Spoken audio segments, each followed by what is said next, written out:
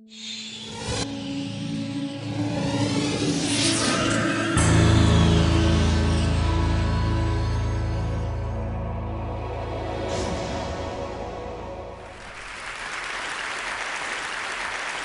like to talk today about the two biggest social trends in the coming century and perhaps in the next 10,000 years. But I want to start with my work on romantic love, because that's my most recent work.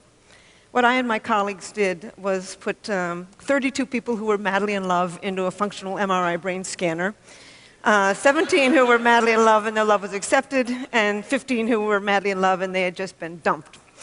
And so I want to tell you about that first, and then go on into where I think love is going. What 'tis to love, Shakespeare said. I think our ancestors, I think human beings, have been wondering about this question since they sat around their campfires or lay and watched the stars 1,000,000 years ago. I started out by trying to figure out what romantic love was by looking at the last 45 years of research on just psychological research. And as it turns out, there's a very specific group of things that happen when you fall in love. The first thing that happens is what I call, a person begins to take on what I call special meaning. As a truck driver once said to me, he said, "The world had a new center, and that center was Mary Ann." George Bernard Shaw said it a little differently. He said, "Love consists of overestimating the differences between one woman and another." And indeed, that's what we do. And then you just focus on this person. You can list what you don't like about him, but then you sweep that aside and focus on what you do. As Chaucer said, love is blind. On trying to understand romantic love, I decided I would read poetry from all over the world. And I just want to give you one very short poem from 8th century China, because it's an almost perfect example of a man who is focused totally on a particular woman. It's a little bit like when you are madly in love with somebody and you walk into a parking lot, their car is different from every other car in the parking lot. Their wine glass at dinner is different from every other wine glass at the dinner party. And in this case, a man got hooked on a bamboo sleeping mat. And it goes like this. It's by a guy called Wan Chen. "I cannot bear to put away the bamboo sleeping mat.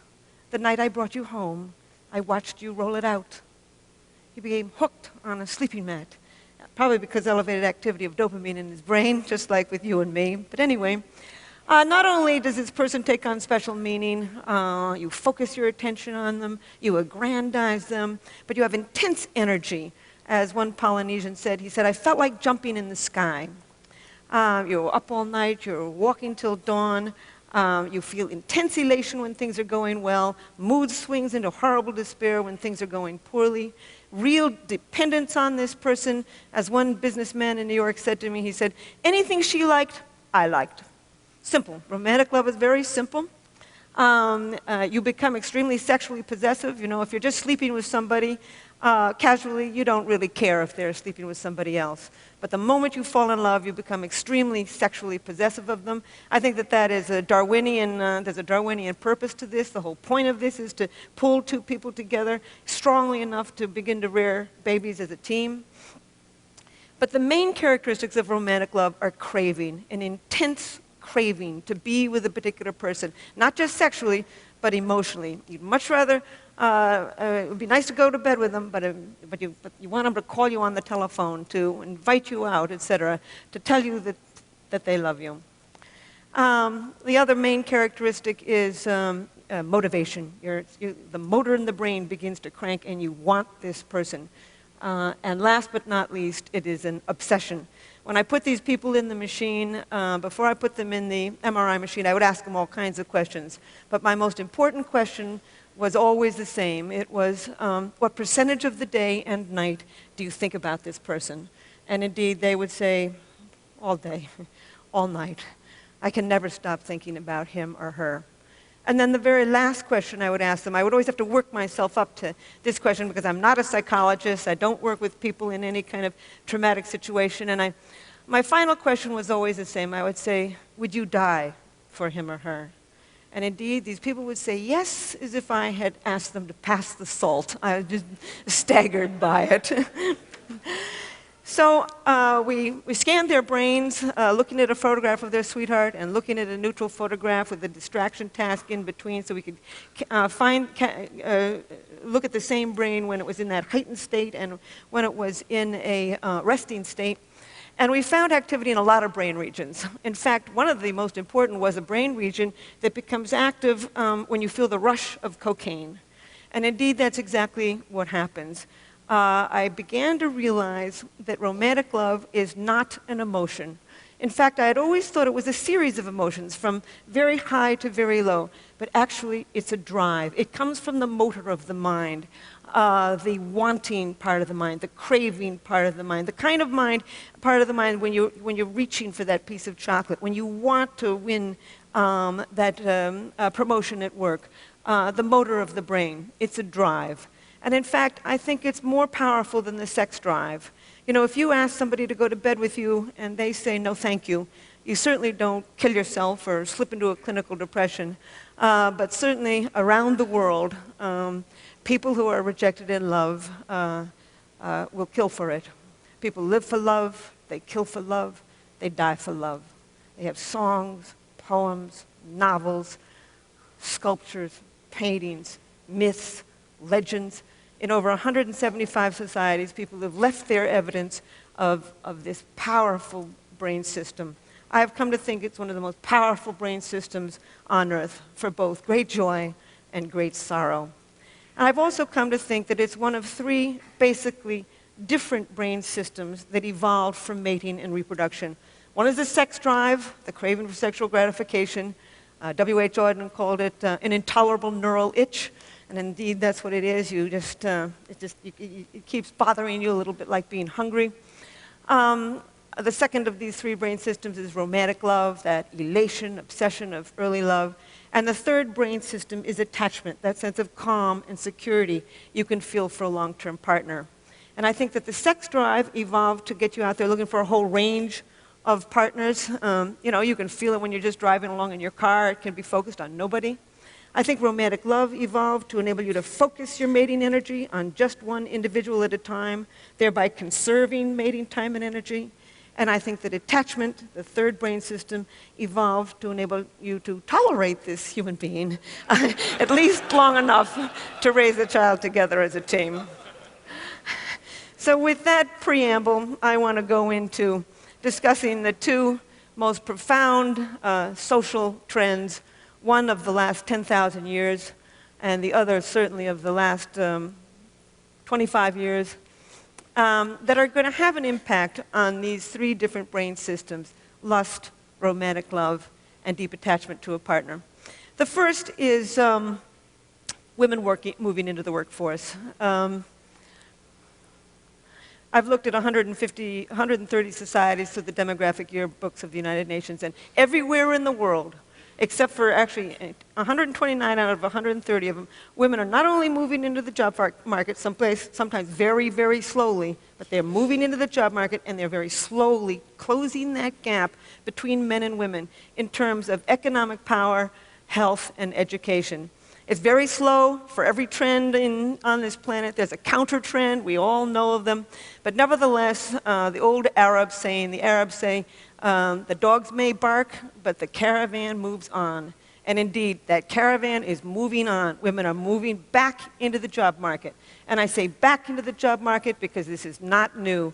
For millions of years on the grasslands of Africa, women commuted to work to gather their vegetables. They came home with 60 to 80% of the evening meal. The double-income family was the standard, and women were regarded as just as economically, socially, and sexually powerful as men. In short, we're really moving forward to the past. Then women's worst invention was the plow. With the beginning of plow agriculture, men's roles became extremely powerful. Women lost their ancient jobs as collectors, but then with the Industrial Revolution and the Post-Industrial Revolution, they're moving back into the job market. In short, they are acquiring the status that they had 1,000,000 years ago, 10,000 years ago, 100,000 years ago. We are seeing now one of the most remarkable traditions in the history of the human animal. And it's going to have an impact. I generally give a whole lecture on the impact of women on the business community. I'll only just say a couple things and then go on to sex and love. There's a lot of gender differences. Anybody who thinks men and women are alike simply never had a boy and a girl child. I don't know why it is that they want to think that men and women are alike. There's much we have in common, but there's a whole lot that we do not have in common. We are, in the words of Ted Hughes, I think that we were built to be, we're like 2 feet. We need each other to get ahead. But we did not evolve to have the same brain. And we're finding more and more and more gender differences in the brain. I'll only just use a couple and then move on to sex and love. One of them is women's verbal ability. Women can talk. Women's ability to find the right word rapidly, basic articulation, goes up in the middle of the menstrual cycle when estrogen levels peak, but even at menstruation, they're better than the average man. Women can talk. They've been doing it for 1,000,000 years. Words were women's tools. They held that baby in front of their face, cajoling it, reprimanding it, educating it with words. And indeed, they're becoming a very powerful force, even in places like India and Japan, where women are not moving rapidly into the regular job market. They are moving into journalism. And I think that the television is like the global campfire. We sit around it, and it shapes our minds. Almost always when I'm on TV, the producers who call me, who negotiate what we're going to say, is a woman. In fact, Solzhenitsyn once said, "To have a great writer is to have another government." Today, 54% of people who are writers in America are women. It's one of many, many characteristics that women have that they will bring into the job market. They've got incredible people skills, negotiating skills. They're highly imaginative. We now know the brain circuitry of imagination, of long-term planning. They tend to be web thinkers because the female parts of the brain are better connected. They tend to collect more pieces of data when they think, put them into more complex patterns, see more options and outcomes. They tend to be contextual, holistic thinkers, what I call web thinkers. Men tend to, and these are averages, tend to get rid of what they regard as extraneous, focus on what they do, and move in a more step-by-step thinking pattern. They're both perfectly good ways of thinking. We need both of them to get ahead. In fact, there's many more male geniuses in the world, and there's also many more male idiots in the world. When the male brain works well, it works extremely well. What I really think that we're doing is we're moving towards a collaborative society, a society in which the talents of both men are becoming understood and valued and employed. But in fact, women moving to the job market is having a huge impact on sex and romance and family life. Foremost, women are starting to express their sexuality. I'm always astonished when people come to me and say, "Why is it that men are so adulterous?" And I say, "Well, why do you think more men are adulterous than women?" "Oh, well, men are more adulterous." And I say, "Well, who do you think these men are sleeping with?" Basic math. Anyway, in the Western world, women start sooner at sex, have more partners, express less remorse for the partners that they do, marry later, have fewer children, leave bad marriages in order to get good ones. We are seeing the rise of female sexual expression. And indeed, once again, we're moving forward to the kind of sexual expression that we probably saw on the grasslands of Africa 1,000,000 years ago, because this is the kind of sexual expression that we see in hunting and gathering societies today. We're also returning to an ancient form of marriage, equality. They're now saying that the 21st century is going to be the century of what they call the symmetrical marriage, or the peer marriage, or the companionate marriage. This is a marriage between equals, moving forward to a pattern that is highly compatible with the ancient human spirit. We're also seeing a rise of romantic love. 91% of American women and 86% of American men would not marry somebody who had every single quality they were looking for in a partner if they were not in love with that person. People around the world in a study of 37 societies want to be in love with the person that they marry. Indeed, arranged marriages are on their way off this braid of human life. I even think that marriages might even become more stable because of a second great world trend. The first one being women moving into the job market, the second one being the aging world population. They're now saying that in America, that middle age should be regarded as up to age 85.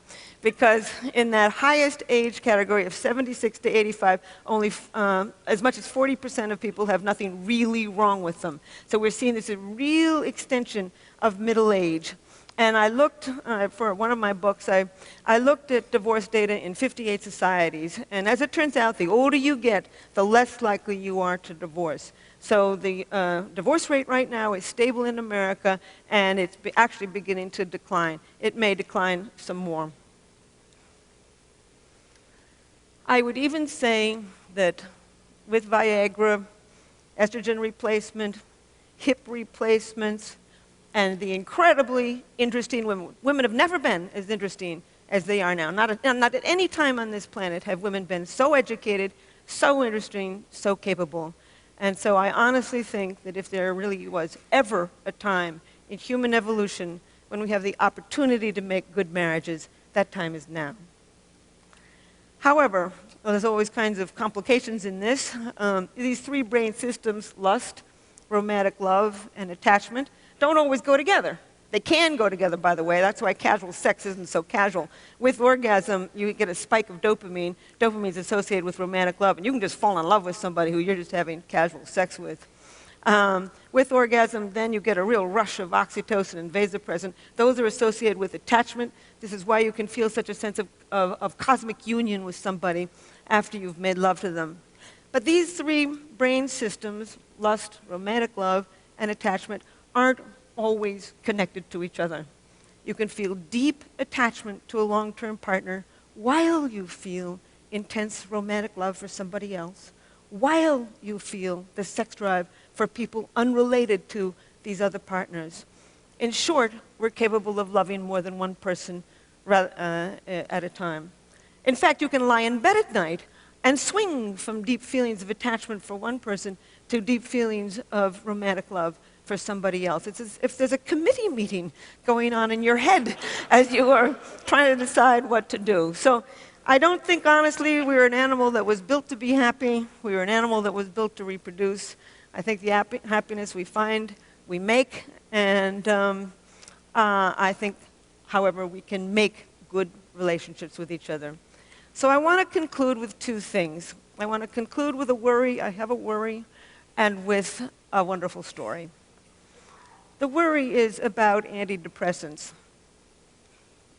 Over 100 million prescriptions of antidepressants are written every year in the United States. And these drugs are going generic. They are seeping around the world.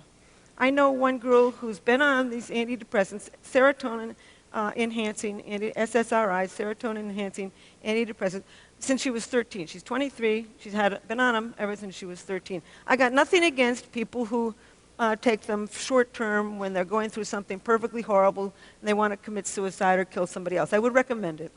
But more and more people in the United States are taking them long-term. And indeed, what these drugs do is raise levels of serotonin. And by raising levels of serotonin, you suppress the dopamine circuit. Everybody knows that. Dopamine is associated with romantic love. Not only do they suppress the dopamine circuit, but they kill the sex drive. And when you kill the sex drive, you kill orgasm. And when you kill orgasm, you kill that flood of drugs associated with attachment. The things are connected in the brain, and when you tamper with one brain system, you're going to tamper with another. I just simply say that a world without love is a deadly place. So now, thank you. I want to end with a story and then just a comment. I've been studying romantic love and sex and attachment for 30 years. And I'm an identical twin. I'm interested in why we're all alike. Why you and I are alike, why the Iraqis and the Japanese and the Australian Aborigines and the people up the Amazon River are all alike. And about a year ago, an internet dating service, Match.com, came to me and asked me if I would design a new dating site for them. I said, I don't know anything about personality. I said, you think you got, I don't know, you think you've got the right person? They said, yes. It got me thinking about why it is that you fall in love with one person rather than another. That's my current project. It will be my next book. There's all kinds of reasons that you fall in love with one person rather than another. Timing is important. Proximity is important. Mystery is important. You fall in love with somebody who's somewhat mysterious, in part because mystery elevates dopamine in the brain, probably pushes you over that threshold to fall in love. You fall in love with somebody who fits within what I call your love map, an unconscious list of traits that you build in childhood as you grow up. And I also think that you gravitate to certain people actually with somewhat complementary brain systems, and that's what I'm now contributing to this. But I want to tell you a story to illustrate, I've been carrying on here about the biology of love. I want to show you a little bit about the culture of it too, the magic of it. It's a story that was told to me by somebody who had heard it just from probably a true story. It was a graduate student I'm at Rutgers, and my two colleagues, Art Aaron is at SUNY Stony Brook. That's where we put our people in the MRI machine. And this graduate student was madly in love with another graduate student. And she was not in love with him. And they were all at a conference in Beijing. And he knew from our work that if you go and do something very novel with somebody, you can drive up the dopamine in the brain and perhaps trigger this brain system for romantic love. So he decided he'd put science to work, and he invited this girl to go off on a rickshaw ride with him. And sure enough, I've never been in one, but apparently they go all around the buses and the trucks, and it's crazy, and it's noisy, and it's exciting, and he figured this would drive up the dopamine, and she'd fall in love with him. So off they go, and she's squealing and squeezing him and laughing and having a wonderful time. An hour later, they get down off of the rickshaw, and she throws her hands up, and she says, "Wasn't that wonderful? And wasn't that rickshaw driver handsome?"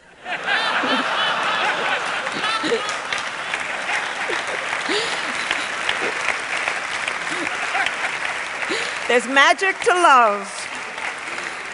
But I will end by saying that millions of years ago, we evolved three basic drives: the sex drive, romantic love, and attachment to a long-term partner. These circuits are deeply embedded in the human brain. They're going to survive as long as our species survives on what Shakespeare called this mortal coil. Thank you. Helen Fisher. Right, that was terrific.